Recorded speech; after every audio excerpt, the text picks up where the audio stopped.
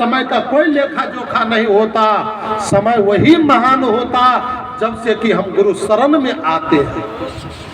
तो गुरु महाराज मानव को एक नवीन जीवन देते हैं, इसलिए गुरु महाराज सृष्टि करता है और गुरु महाराज पालन करता है, क्योंकि वो हमें जम के राह से बचा करके भगवत राह को प्राप्त कराता है, हमें संसार के नरक से बचा करके भगवान के गोद तक पहुंचाता है। इसलिए हमारे जीवन के पालन करता मेरे गुरुदेव हुआ करते हैं और गुरु के मंत्र के प्रभाव से हमें अंत में मुक्ति मिलती है।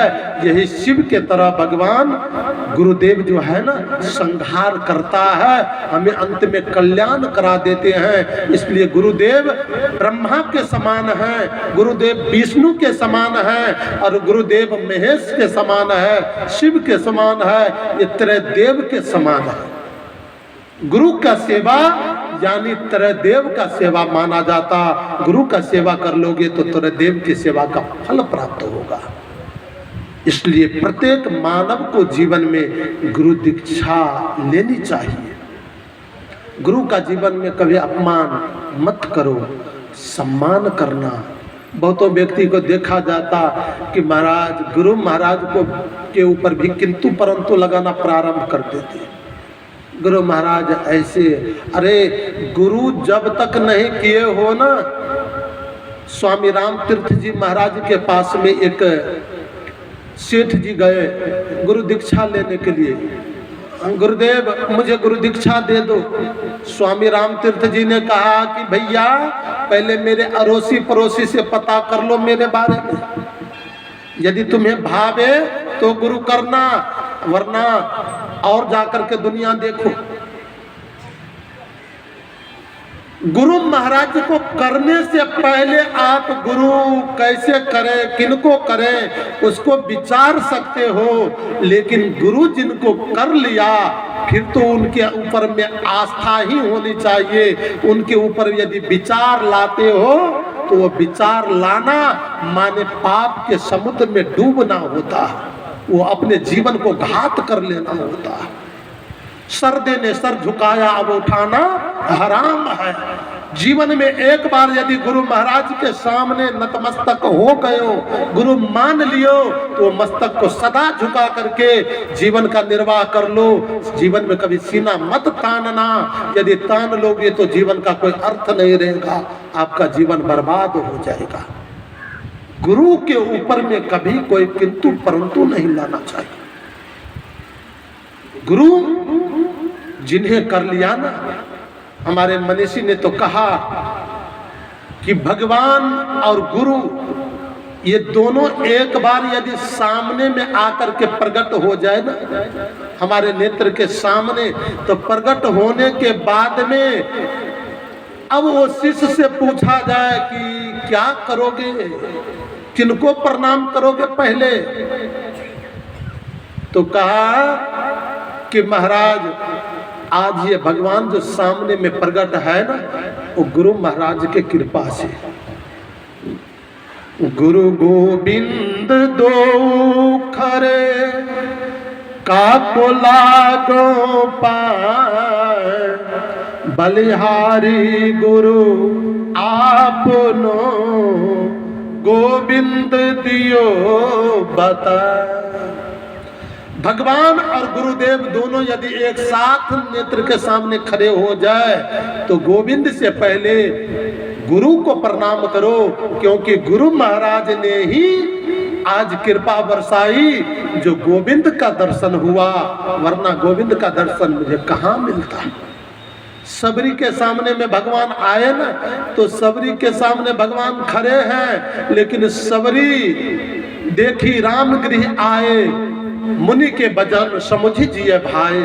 देखते हैं कि राम जी गृह में आ गए, लेकिन विचार क्या करते हैं कि ये मेरे पुण्य से नहीं, मेरे प्रभाव से नहीं, मेरे धर्म से नहीं, ये तो गुरु महाराज के कृपा से आए हैं। गुरु महाराज का याद करने लगी। आज गुरु नहीं होते तो राम और लक्ष्मण नहीं होते। गुरु महाराज की कृपा है कि राम और लक्ष्मण मेरे कुटिया पर पधारे।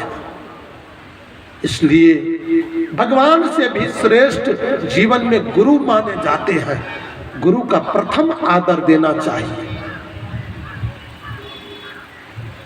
और गुरु का आदर यदि आप करते हो ना तो भगवान तुम्हें जगह देंगे, सम्मान करेंगे। लेकिन गुरु का निरादर करके यदि भगवान के शरण में जाओगे ना तो भगवान भी रक्षा नहीं कर पाएंगे। राखे गुरु जो कोप विधाता, गुरु विरोध नहीं को जग त्राता।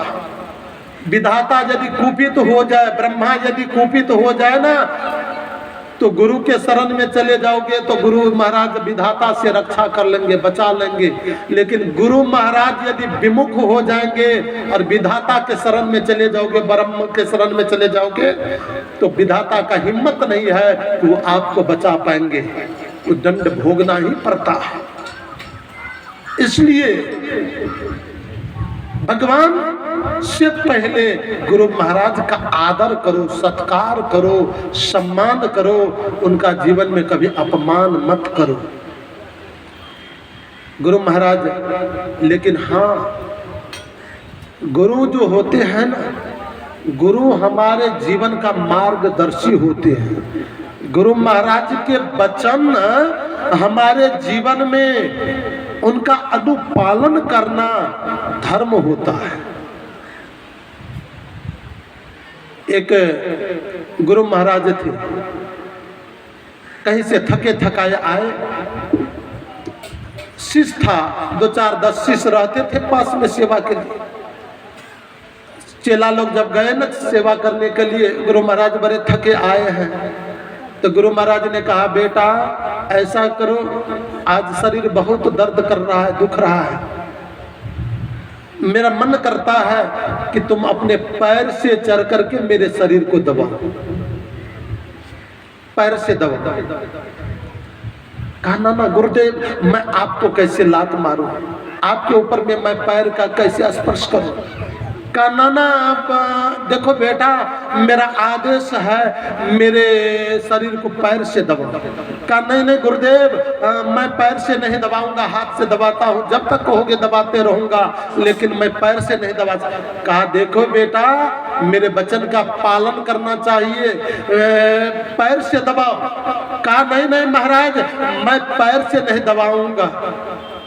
गुरु महाराज आवेश में आकर के कहा है मूर्ख, ये पंचभौतिक शरीर है, एक दिन मिट्टी मिट्टी में मिल जाएगी, पानी पानी में मिल जाएगा, आकाश आकाश में मिल जाएगा, ये अग्नि अग्नि में मिल जाएंगे, हवा हवा में मिल जाएंगे। ये सारे पांचों तत्व में विलीन हो जाएगा, बचेगा तो मेरा बाक, और ये बाक सदा के लिए रहेगा। तुमने बाक पर जब लात मार दिया तो ये शरीर तो नाशवान है, तुमने शरीर को क्या रखा। जाओ मेरे आश्रम से, आज से मेरे आश्रम में तेरा कोई गिनती नहीं, कोई सम्मान नहीं। आश्रम से उसे निकासित कर दिए, आश्रम से। तो गुरु महाराज के वचन जो होते हैं ना, वो जीवन में गुरु महाराज के शरीर से भी श्रेष्ठ माना जाता। गुरु के वचन का पालन करना मानव के जीवन का परम धर्म है। बहुत व्यक्ति कहते हैं कि मेरे गुरु महाराज शांत हो गए। अरे गुरु महाराज शांत हो गए, गुरु महाराज का वचन थोड़े शांत हो गया। वो जो मंत्र दिए हैं ना, वो मंत्र ही आपके जीवन में गुरु का वचन है। उस मंत्र का सेवा पूजा करते रहोगे ना, स्मरण करते रहोगे, जापन करते रहोगे, तो मंत्र का जापन करना मानो गुरु के दर्शन होना होता है, गुरु के दर्शन का फल होता है। इसलिए गुरु महाराज जो मंत्र दिए हैं, उस मंत्र का सदा सेवा करना चाहिए और आदर करना चाहिए। गुरु आश्रम का सेवा, गुरु महाराज का सेवा हमारे जीवन का सबसे बड़ा धर्म है।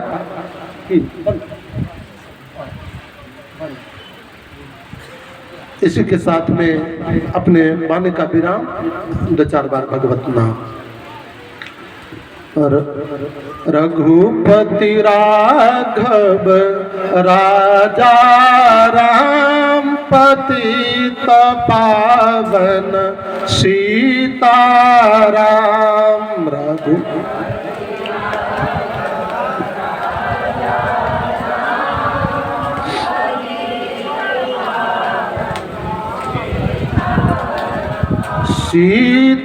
सीताराम सीताराम भज प्यारे मन सीताराम।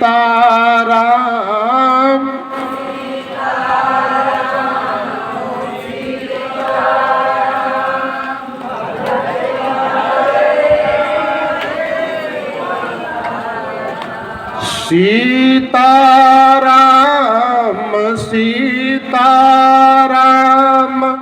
भज प्यारे मन सीताराम।